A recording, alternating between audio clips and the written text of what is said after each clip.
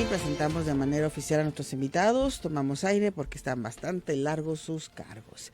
Alejandra Isabel Plasencia, visitadora adjunta de la Quinta Visitaduría General de la Comisión Estatal en Derechos Humanos en Jalisco. ¿Quién es? Sí, diga presente. Hola, ¿qué tal? Muy buenos días, Laura. Muchas gracias por la invitación. Muchísimas gracias por acompañarnos. También Benjamín González, visitador adjunto y encargado del área de diversidad sexual de la Comisión Estatal de Derechos Humanos en Jalisco. ¿Cómo estás, Benjamín? Muy bien, muchísimas gracias. Buenos días. Tengan las personas que nos sintonizan el día de hoy para poder debatir un tema muy importante que nos acoge hacia todas las personas. Así es. Y también Mariana Ortiz Tirado Gómez, directora de Transversalización e Institucionalización de la Perspectiva de Género de la Secretaría de Igualdad Sustantiva. ¿Cómo estás, Mariana?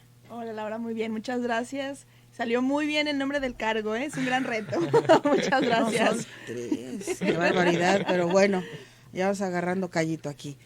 Hace unas semanas surgió a través de las diferentes redes sociales la queja de una persona que se sentía agredida por un servidor, un zapatero, y eso nos llevó a querer tocar este tema de una manera ya más profesional o más directa, para saber qué es lo que realmente está pasando con el lenguaje inclusivo, cómo se debe tratar, cómo se debe manejar, cómo nos debemos hablar entre todos, hasta dónde comienza tu derecho, hasta dónde continúa el mío y todas estas cosas. Pero les parece, para las personas que no lo escucharon o no lo vieron, escuchemos algo de este audio, ¿va?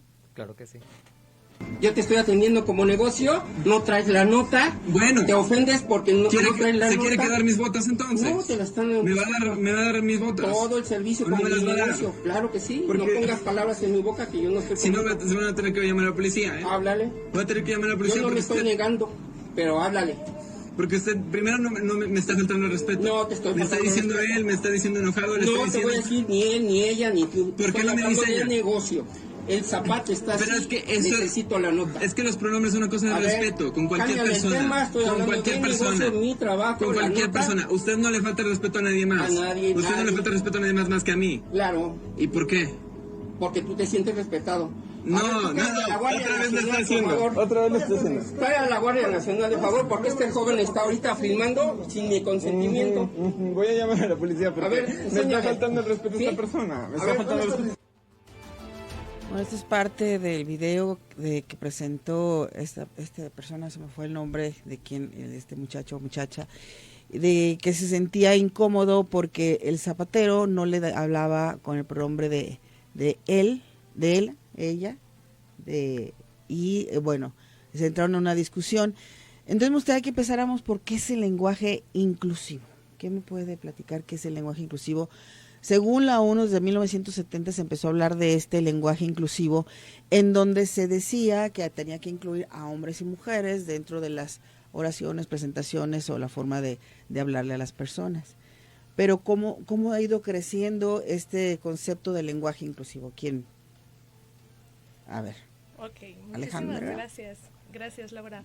Sí, la verdad es que, bueno, ya lo mencionaba mi compañero Benjamín al inicio, es un tema que atañe, ¿no? Nos atañe a todas y a todos. El lenguaje incluyente incluso ya también ha venido, como bien lo mencionas, desde la Organización de Naciones Unidas, sin embargo, ya en la actualidad incluso lo tenemos en una norma oficial mexicana, ¿ok?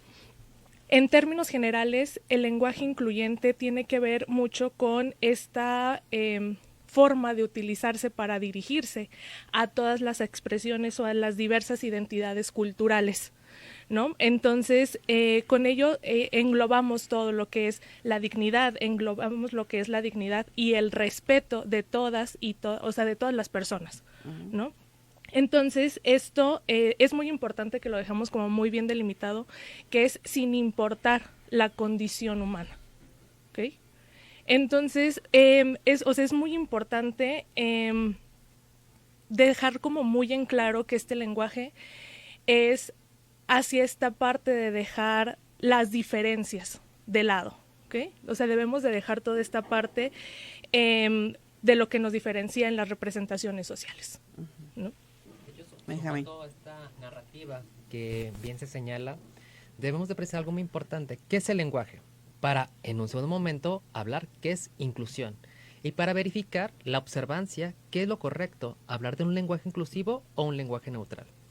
Pues bien, para empezar, el lenguaje, como lo señala la Real Academia Española, es la manera en la cual tanto animales y personas tenemos comunicaciones. Pero el tema que nos aboca es hacia las personas, en el cual el mensaje que tiene el lenguaje es para transmitir un sentimiento, una emoción, sea positiva o negativa, o solamente sea para interactuar en colectividades. Para el lenguaje necesitamos 3 elementos esenciales: la persona oradora, el mensaje y la persona receptora. Sin embargo, en esos cruces de comunicaciones se entrelaza invisiblemente quizás ámbitos de violencia, quizás naturalizada, quizás situaciones que no nombran a situaciones muy importantes, que es hablar sobre un ámbito inclusivo. Entendemos que el lenguaje, su objetivo prioritario es transmitir ese tipo de mensajes, narrativas, o en su caso, este ámbito de comunicarse entre sí mismas y hacia los demás. Dentro de un margen de apreciación, existen 2 temas muy importantes. Hablar que el lenguaje no solamente es el habla o la lengua, también es hablar de una cosmovisión de las comunidades y pueblos originarios. Es hablar de otro tipo de lenguajes o comunicaciones, como lo es el braille. Es decir, la lengua es algo muy importante que nos distingue a la raza humana. Es el medio más importante en el cual nos identificamos nosotras, nosotros y nosotres.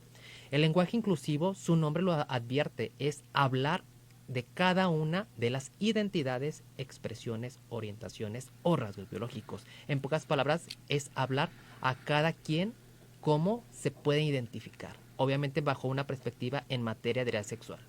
Sin embargo, contrario a ello, un lenguaje neutral es ver la neutralidad entre las partes, es decir, de qué manera, para no nombrar a cada una de las identidades, utilizo otro término, como podría ser un término como persona, usuaria, en el cual no atañe a una binarismo de poder encasillar de lo femenino a lo masculino.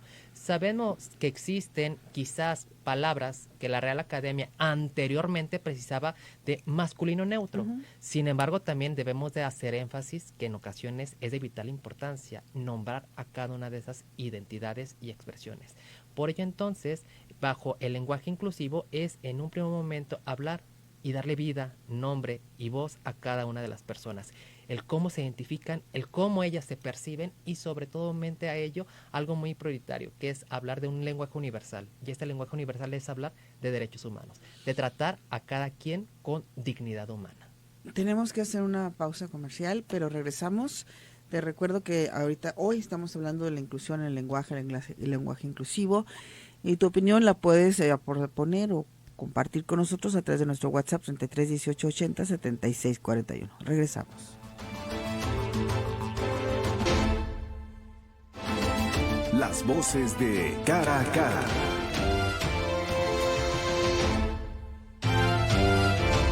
Regresamos a Cara a Cara y vamos ahora a escuchar a Mariana Ortiz Tirado Gómez, directora de Transversalización e Institucionalización de la Perspectiva de Género de la Secretaría de Igualdad Sustantiva. Mariana. Muchas gracias, Laura, y me quiero sumar a lo que comentaban Isabel y Benjamín y posicionar algo que para nosotras es muy importante sobre qué es el lenguaje, ¿no? Ya nos decía Benjamín la importancia y los distintos medios de comunicarnos, pero es bien importante pensar que el lenguaje es el medio fundamental para la expresión del pensamiento. Normalmente lo que pensamos es lo que comunicamos y lo que comunicamos es lo que terminamos pensando, ¿no? Entonces, por tanto, es un vehículo para emitir nuestras ideas. A través del lenguaje nombramos, interpretamos y creamos. Y con eso vamos construyendo subjetividades, ¿no? Entonces, hay una frase que menciona que lo que no se nombra no existe. A mí me gusta más bien decir que lo que no se nombra, aunque exista, pasa al terreno de lo invisible. Si nosotras desde que somos personas pequeñas nunca nos enseñan que esto que tengo en la mano, para quienes no nos ven, es un lápiz. Si nunca jamás nos enseñan que esto se le nombra lápiz, yo no voy a saber cómo decirle. Voy a decir que es un objeto largo, que me ayuda a colorear, pero no voy a saber cómo nombrarlo. Es la importancia de las palabras que usamos y de cómo vamos creando entonces a partir de nuestra comunicación y de nuestro lenguaje. Y para esto es bien importante que posicionemos siempre en el centro que el lenguaje es modificable. El lenguaje es una construcción social e histórica. Va cambiando de acuerdo a cada sociedad, a cada espacio, a cada tiempo, a cada contexto. Varía de una cultura a otra. No nos comunicamos de la misma forma en México que, por ejemplo, en Estados Unidos. Pensemos en incluso personas hispanohablantes, ¿no? Como hablamos en Guadalajara es muy diferente a cómo habla una persona migrante latina en Estados Unidos, por ejemplo. Cómo hablamos incluso los modismos que tenemos de un estado a otro, en Jalisco, en Ciudad de México, ¿no? O sea, en el Estado de México, en Sonora. Va cambiando en cada contexto, en cada cultura. Pero también es bien importante que pensemos que el lenguaje manifiesta juicios, valores y prejuicios que se aprenden y se enseñan, ¿no? Esto que mencionaba la persona que escuchábamos el audio en un inicio, y anoté que ella decía, los pronombres son una cosa de respeto para cualquier persona. Si nosotras nos oponemos a utilizar el pronombre que una persona nos está diciendo como quiere ser nombrada, ¿qué hay detrás de eso? Hay un prejuicio. Hay un juicio de valor que nosotras estamos teniendo por el cual no nos permitimos nombrarle como esa persona quiere ser nombrada, ¿no? En este caso específico estábamos hablando de una persona de identidad trans, ¿no? Una persona que se identificaba como mujer, que se identifica como mujer, y la persona que tiene enfrente se niega a hablarle como una mujer. ¿Por qué? Puede ser incluso por las creencias que tiene. Si yo te veo como hombre, te voy a hablar como hombre, te voy a decir él. Pero si la persona que tengo enfrente te dice, es que soy ella, soy mujer, me identifico como mujer, y ella misma dice, es una cosa de respeto para todas las personas. Entonces ahí es importante irnos al fondo del asunto, ¿no? ¿Por qué no queremos nombrar a las personas como nos piden ser nombradas? Y entonces esto es importante porque conforma nuestra manera de pensar y de percibir la realidad. Por lo tanto, el lenguaje es modificable, ¿no? Las reglas siempre van cambiando y es bien importante entender que estas reglas escritas van más lento que las reglas sociales, que los usos que vamos usando en el día a día.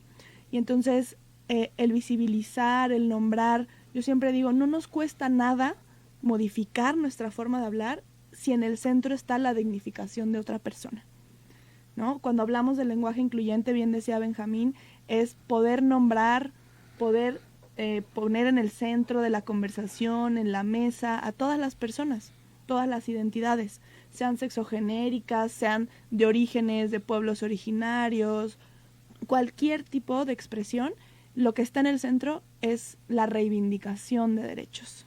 Eso es importantísimo. Creo que tocaste el punto medular de todo esto cuando comentas que el señor no le quiso decir ella cuando ella se identifica como ella. Entonces la pregunta es, ¿dónde comienza el derecho de ella, por ser llamada ella, y dónde el zapatero de no querer decirle como ella se percibe? ¿Dónde se están respetando los derechos de ambas partes? Porque ella dice, ok, con todo su derecho dice, es que yo me identifico como mujer, como ella, pero él dice, es que yo no te veo como ella. ¿Dónde está el respeto? ¿Dónde está esa línea delgada en donde yo tengo que decirte como tú te ves, aunque yo no te vea? ¿Quién? Claro. Benjamín. En relación a ello, creo que vamos a poder discernir un poco, hablar sobre la perspectiva de la diversificación de una persona. Esta diversificación de una persona habla de los matices de un derecho muy fundamental, que si bien es cierto, es un derecho que aún no está constituido legalmente en ningún tratado internacional, ni en el ámbito doméstico en ningún país, que es el derecho de ser.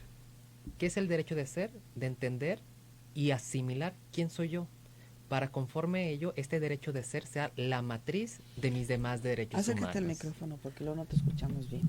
Sí, reiteraba que este derecho de ser no está constituido en ninguna plataforma jurídica, que es el derecho de cómo yo me voy a autopercibir. Y este derecho es el derecho génesis de todos los derechos humanos, porque es ahí donde va a emerger la titularidad de que efectivamente soy una persona. Pero ¿qué tipo de persona soy? Para conforme a ello, entonces, a debatir mi derecho a la libertad de conciencia, mi libertad de albedrío o en su caso una ponderación de derechos, mi libertad de expresión con las otras libertades de las demás personas. Sabemos que dentro de esta malla de conflictos o pautas que pueden tener las personas, el no nombrar a identidades o expresiones de género no binarias sí genera violaciones a derechos humanos. porque hay un principio fundamental dentro del ámbito jurídico que es la cláusula de igualdad y no discriminación.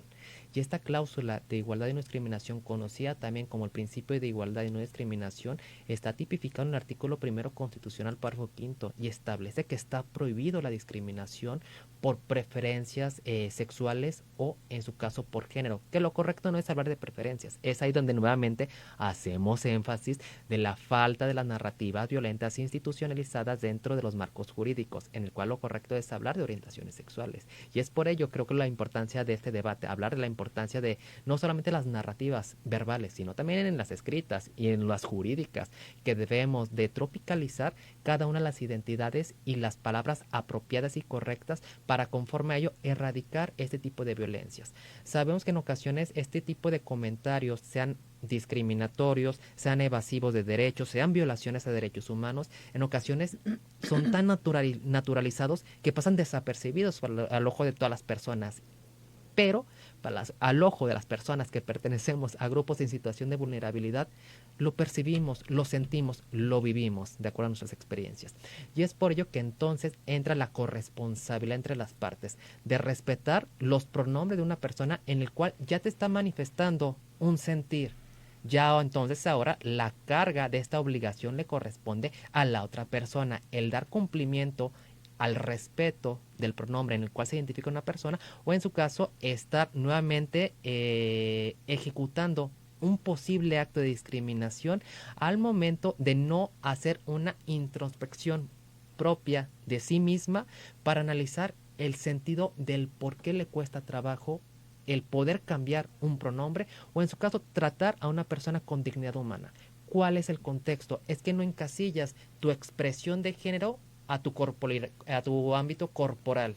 Y es ahí entonces en el cual no estamos entendiendo qué es la diversificación de una persona, qué es identidad, qué es expresión, qué es orientación y qué es sexo. Y todas pueden ser homólogas o pueden ser diversas, en el cual quizás yo puedo tener una expresión de género muy femenina, pero me identifico como un hombre, o contrario a ello, yo me identifico como una mujer, pero mi expresión es muy masculina, porque no sabemos la distinción de qué es identidad y qué es expresión de género. Y esa es la importancia de escuchar a las personas, sin importar si es una mujer trans o una mujer cis, de entender y asimilar cómo se identifican, para partir en ese sentido yo darle la atención integral, porque debemos de recordar, no solamente las autoridades públicas violentamos derechos humanos, los particulares en México y en Jalisco desafortunadamente no se categorizan como violaciones a derechos humanos, se categorizan como delitos.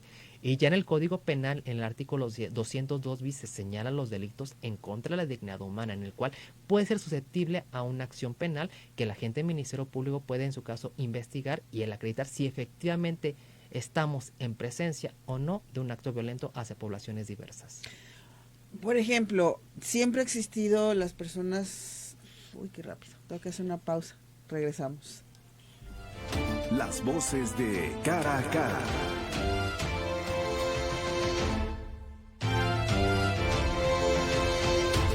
Nueve de la mañana con 34 minutos, estamos de regreso a Cara a Cara. Voy a dar los nombres así bien cortito, porque si no, no nos alcanza el tiempo. Les recuerdo que estamos platicando con Alejandra Isabel Plasencia, visitadora adjunta de la Quinta Visitaduría de Derechos Humanos, también con Benjamín González, visitador adjunto y encargado del área de diversidad sexual de Derechos Humanos, y Mariana Ortiz Tirado Gómez, directora de transversalización e institucionalización de la perspectiva de género de la Secretaría de Igualdad Sustantiva. Y bueno, antes de irnos a la pausa, yo les quería comentar, ya lo platicamos, que sí es un poco complicado para ciertas generaciones, me incluyo, lo digo abiertamente, de repente es entender todo esto, porque antes hablamos de dos géneros, masculino, femenino, macho, hembra, etcétera, etcétera, aun cuando siempre hemos sabido que ha existido homosexualidad, bisexualidad, transexualidad, travestismo, etcétera, etcétera, que creo que a la generación a la que yo pertenezco, se nos fue haciendo más natural nombrarlos y vivirlos y conocerlos. Pero ahora, lo que estamos viviendo ahora, conceptos nuevos, formas de expresión diferentes, hablas hace un momento, Benjamín, de que hay personas que a lo mejor aparentemente son muy femeninas, pero se identifican como hombre. Y voy y me remito nuevamente a las redes sociales. Hay muchos TikTokers, Benjamín, ¿cómo se llama uno que es colombiano? Que toda su apariencia es femenina. y le encanta vestirse de mujer y no de mujer, con ropas femeninas, porque él se identifica como hombre. Dice, yo me gusta usar ropa femenina porque para mí no, la ropa no tiene que ser o de macho o de hombre o de mujer, pero a mí me gusta que me hablen por el pronombre él, cuando tú lo ves y es una mujer. Entonces creo que es irlo digiriendo poco a poco y tratar de entender que tenemos que abrirnos a las diferentes formas de expresión, si es correcto decirlo así, si no, ayúdenme. Pero sí, creo que necesitamos entender que los tiempos van cambiando, que no nos podemos quedar en lo mismo que vivimos hace algunos años, como nosotros en mi generación tuvimos que abrirnos a otros términos. Entonces me gustaría que me dijeran qué es ser binario y no binario, o binarie. A mí, perdón, si me permiten, Laura, antes de entrar a esto me parece importantísimo retomar lo que dijiste ahorita sobre el lenguaje y cómo estamos acostumbradas y cómo lo aprendimos. Para todas las personas que nos están escuchando, sin temor a equivocarme, puedo decir que aprendimos a socializarnos y hablarnos desde lo masculino.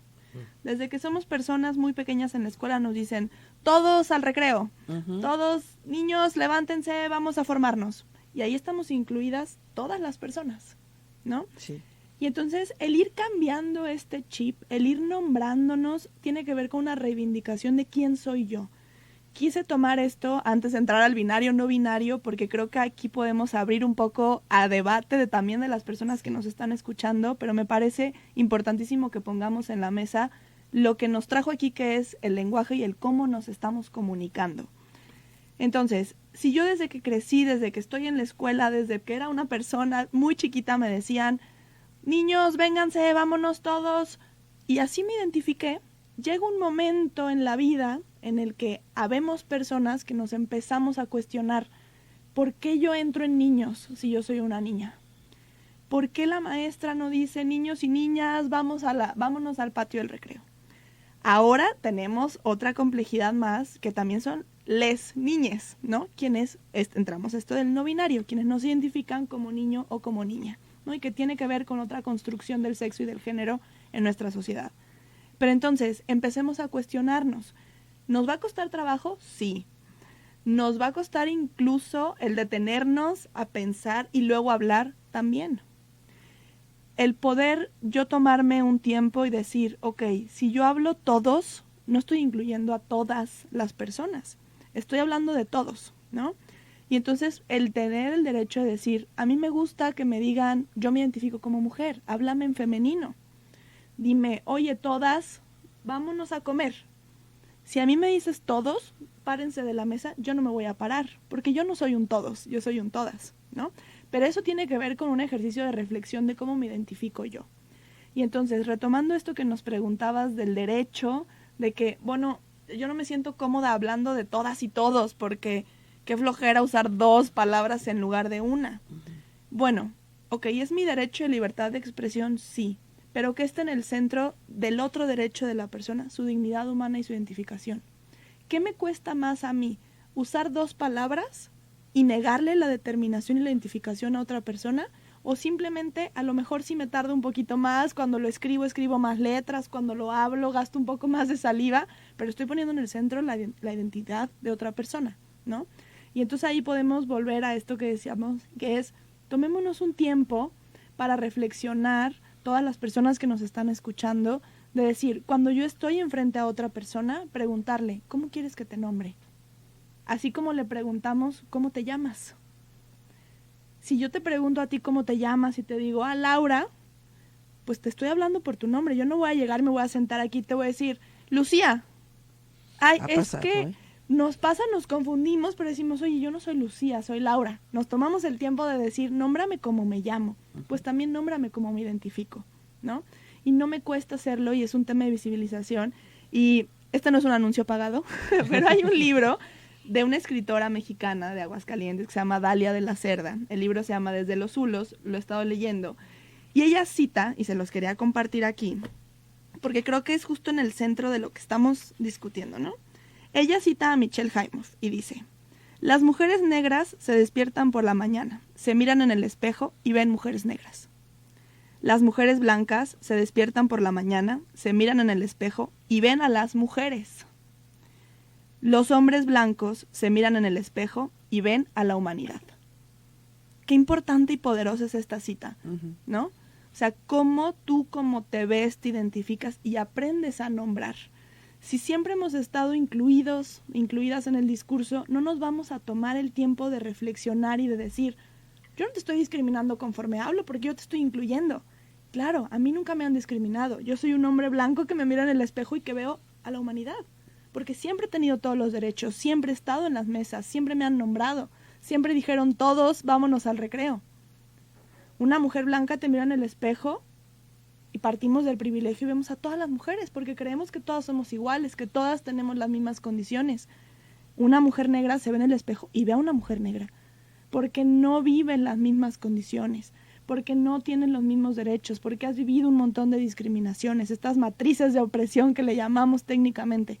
En el caso de la identidad, en el caso del nombrarnos de las personas trans, se ven en el espejo y dicen, yo tengo una lucha que va de cómo me identifico, pero también de cómo quiero que me nombren, porque no estoy incluida en ese discurso, porque soy una persona que para mí el cómo me llamen es importante. No es solamente un tema de dime como quieras, ¿no? Es dime cómo soy porque me ha costado identificarme, porque todos los días lucho porque se me reconozca, porque todos los días tengo que salir a la calle y vivir un montón de discriminaciones y de desigualdades. Lo menos que te pido es que me nombres por cómo me reconozco. Y creo que a las personas que estamos del otro lado, que somos las personas que comunicamos, nada nos cuesta tener esta sensibilidad y decir, híjole, pues yo te veo y veo un hombre, pero si tú me dices que te identificas como mujer, nada me cuesta hablarte como mujer. Me costó a lo mejor sí cambiarme el chip, pero no estoy perdiendo derechos. A mí no me hace menos persona nombrarte a ti como quieres que te nombre, pero a ti sí te hace menos persona en derechos y en dignidad el que yo no te logre reconocer. Hablamos de empatía. Hablamos de empatía. Hablamos de reivindicación de derechos. Y creo que teniendo esto un poco en mente, podríamos entrar ahora sí a hablar del binarismo y del no binarismo, ¿no? O sea, porque eso nos lleva incluso a la amplitud y a la diversificación del lenguaje. Pero nunca olvidar que en el centro, cuando hablamos del lenguaje, está la dignidad de las personas. Está el cómo nos vemos, cómo nos posicionamos, cómo nos reconocemos. Y si me permites, Laura, la verdad me parece muy importante lo que Mariana nos acaba de comentar. De hecho, justamente el mensaje que nos acaba de dejar es muy claro, ¿no? Y algo que es importante como que marquemos es el hecho de que lamentablemente la sociedad es la principal estructura que tenemos que perpetúa este tipo de acciones, ¿no? El que invisibiliza a las demás personas, como lo menciona Mariana, y como también lo estuvo mencionando Benjamín, es la principal estructura que invisibiliza los derechos de otras personas, el no reconocer el contexto que viven, el no reconocer la violencia que viven. Entonces, algo que menciona Laura es muy cierto. No nos cuesta nada comenzar a utilizar expresiones neutras, que también es complicado y lo mencionábamos en el corte comercial, el que cambiarnos como es, ahora sí que reprogramarnos o deconstruirnos, pero el comenzar a utilizar expresiones como más genéricas, ¿no? El comenzar a feminizar, ¿por qué no?, las profesiones y las ocupaciones, que eso también muchas veces cuesta hacerlo, ¿no? El cómo nos expresamos, o el hecho de utilizar estas dobles formas, ¿no? De alumnos y alumnas, ¿no? ¿Por qué? Porque con todo ello lo único que vamos a lograr es un cambio social importante, porque lo que estamos haciendo es englobar ahora sí a todas las personas. La última pausa y regresamos.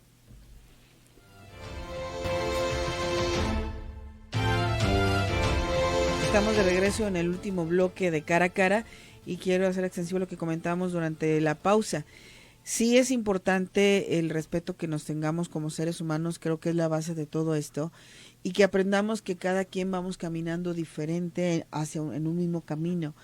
Para muchas personas que durante toda la vida hemos visto o hemos aprendido a llamar al hombre de él porque lo vemos con apariencia masculina y a la mujer de ella porque la vemos con apariencia femenina, es volver a ver de forma diferente las diferentes expresiones, valga la redundancia, que ahora se han visibilizado. No es que no existieran, sino que se han visibilizado.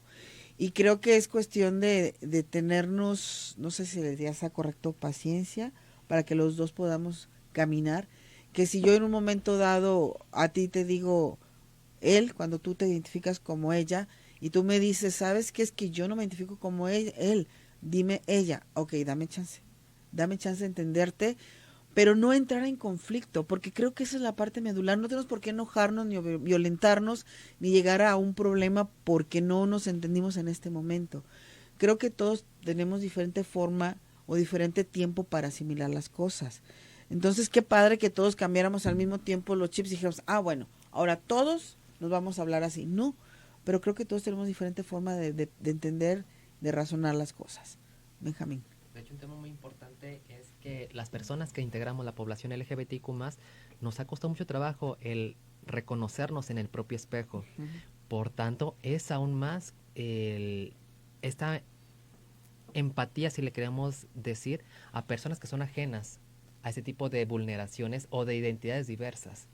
Por tanto, entonces, la clave fundamental para poder entendernos nosotras mismas, mismos y mismes, y que la persona o la sociedad también nos pueda entender, o en su caso tratar con dignidad, que es lo básico que pedimos, pues es literalmente un cruce de la resiliencia, el respeto y sobre todo la empatía hacia entender que jamás vamos a encontrar una persona similar a nosotras mismas. Siempre va a haber distinciones o en su caso ámbitos de gustos, orientaciones, expresiones, identidades culturales. Y creo que es lo que nos hace nuestro ámbito distintivo de la especie animal, en el cual todas las personas somos distintas, somos diversas. Y diversas, hablo también personas heterosexuales.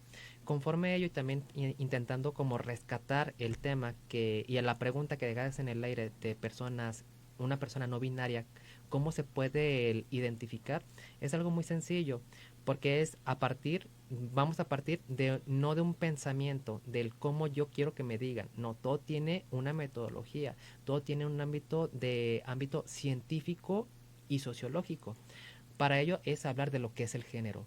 Y dentro del género es hablar también de las rutas feministas, es hablar de Margaret Mead, es hablar de Simone de Beauvoir, es hablar de esta Marta Lamas, es hablar de Judith Butler, para poder entender que el género, si bien es cierto, una construcción social, pero además también el género debate y constituye un ámbito territorial en donde tú te encuentres, son los roles que se te van a asignar, es literalmente tu papel que vas a desempeñar en la sociedad. Y conforme a ello, entonces, una persona no binaria radica una identidad de género. ¿Y qué es la identidad de género? Lisa y llanamente, el cómo yo me identifico a mí misma. Si soy un hombre cisgénero, un hombre trans, una mujer cisgénero o una mujer trans. Pero ¿qué pasa si yo no encajo en el prototipo de hombre o mujer? Es ahí donde entonces yo me identifico con una persona no binaria, contrario a una persona queer. Porque las personas queer, ellas no alteran o no manifiestan una identidad. Ellas lo que exclaman es una expresión de género. Y que la expresión de género es mi manera en la cual yo me voy a desempeñar, me voy a expresar socialmente a mí misma, ya sea a la sociedad.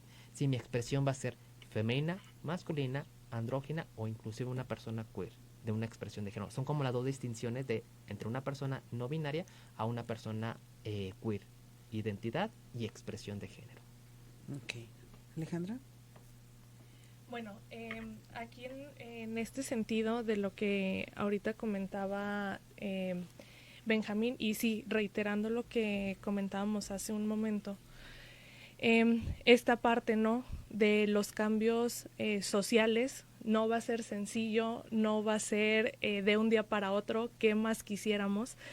Pero en particular el desarrollo de la igualdad, vamos a decirlo así, de la igualdad de género, requiere de muchas formas, o se requiere de muchas maneras de una, ¿cómo decirlo?, de una mayor responsabilidad, pero de todos y de todas las personas, o sea, no solo socialmente, sino incluso desde la administración pública, ¿no? Porque incluso también nos hace falta regulaciones jurídicas, etcétera. Entonces, primero hay que entenderlo los que estamos como muy cerca de este tipo de situaciones para entonces poder apoyar a replicarlo, en este caso, a la sociedad, y que sea un cambio, sí, tal vez de manera paulatina, pero que pueda ser un cambio más accesible. Lo comentabas también tú hace un momento.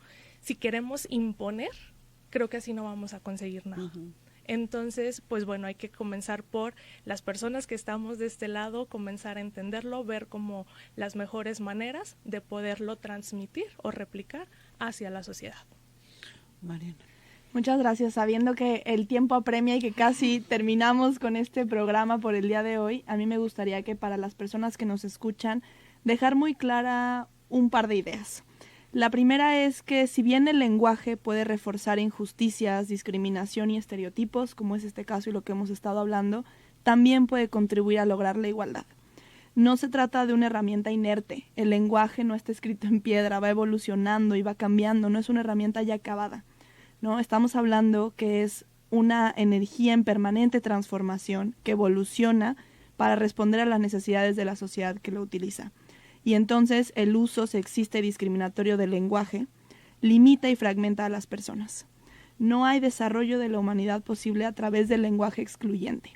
Si no nos reconocemos y nos nombramos todas las personas, no vamos a poder de verdad llegar a una sociedad donde estemos en términos incluso de dignidad, de igualdad preferentemente, de una igualdad sustantiva, pero también de dignidad. Y entonces pensemos para todas las personas que nos están escuchando, me gustaría dejarles un par de herramientas sencillas, algunos tips básicos que podemos todas incluir. Pensemos lo primero, el masculino no es neutral. Fuerte y claro lo decimos. El masculino no es neutral. Así lo aprendimos, así lo socializamos, es momento de empezar a reflexionarlo y transformarlo. Y entonces, entendiendo que no es neutral, que eso es parte del androcentrismo, donde el hombre estuvo en el centro y se construyó todo alrededor, parte de este uso sexista, empecemos a visibilizarnos. No queremos, soy una persona que está escuchando y no estoy de acuerdo y no quiero entrar en el debate de decir las les, usa universales. ¿Quiénes nos escuchan? Así de fácil. En lugar de yo decir, todos los que nos están escuchando, todas y todos los que nos están escuchando, ¿quiénes nos están escuchando? Está bien, no quiero yo entrar, estoy en este debate de decir yo no te quiero decir ella porque no te reconozco como ella, porque eres él. Puedo hablarte con un universal, la persona que vino a mi negocio. No tengo que decir el hombre, la mujer, el vestido, la vestida. No, la persona que vino a mi negocio. La persona que vino a pedirme un ticket. Si quiero dar un paso más allá y quiero entrar a esta transformación del mundo a partir del lenguaje, empecemos a utilizar un lenguaje incluyente, no sexista, que nombre y visibiliza a todas las personas, ¿no? Entonces, párense las personas que nos están escuchando a pensar en universales, en términos universales. Quienes nos escuchan, quienes estuvieron, la audiencia, la ciudadanía, las personas, la niñez, ¿no? Hay muchos términos universales que existen y también hay muchas herramientas, ¿no? Nosotras desde la Secretaría de Igualdad Sustantiva tenemos un repositorio de herramientas, incluso en nuestra página web pueden encontrar distintas herramientas de cómo utilizar el lenguaje incluyente. Si estás por aquí y dices, qué flojera meterme a buscar la página de la Secretaría de Igualdad Sustantiva, agarra tu celular, pon en Google guías del lenguaje incluyente y no sexista. Herramientas del lenguaje. Incluso la Universidad Iberoamericana sacó una herramienta interesantísima que es como si fuera un traductor, como el Google Translate, que te va traduciendo de un idioma a otro, de lenguaje sexista a un lenguaje no sexista. Tú escribes ahí literalmente, voy a mandarle un correo a todos los de la empresa, e inmediatamente te lo traduce, te lo interpreta y te pone, voy a mandar un correo a todas las personas integrantes de esta empresa. Híjole, me da mucha flojera redactar, copy-paste, ¿no? Copio, pego y ahí está. Hay muchas herramientas que existen, entonces ojalá que todas las personas que nos están escuchando, porque no tenemos aquí abiertas las redes sociales, pero seguramente hay una polémica en torno a eso, ¿no? Siempre se genera polémica. Tómense el tiempo de detenerse y pensar en qué está detrás de cómo nos estamos comunicando. Y usar un montón de herramientas que están al alcance de la mano de cualquier persona para empezar a transformar esto y que entonces sí podamos tener pues una humanidad y una sociedad donde nos reflejemos y nos identifiquemos todas las personas. Muchísimas gracias, pues el tiempo se nos terminó y pues yo creo que tendremos que hacer una segunda parte porque hay todavía mucho que platicar. Gracias a Alejandra Isabel Plasencia, visitadora de la 5ª Visitoría de Derechos Humanos. Muchas gracias a Benjamín González, visitador adjunto encargado del área de diversidad sexual y derechos humanos. Gracias. Y Mariana Ortiz Tirado, la Secretaría de Igualdad Sustantiva. Nos Muchas vamos, gracias. muchas gracias. Se quedan con el señor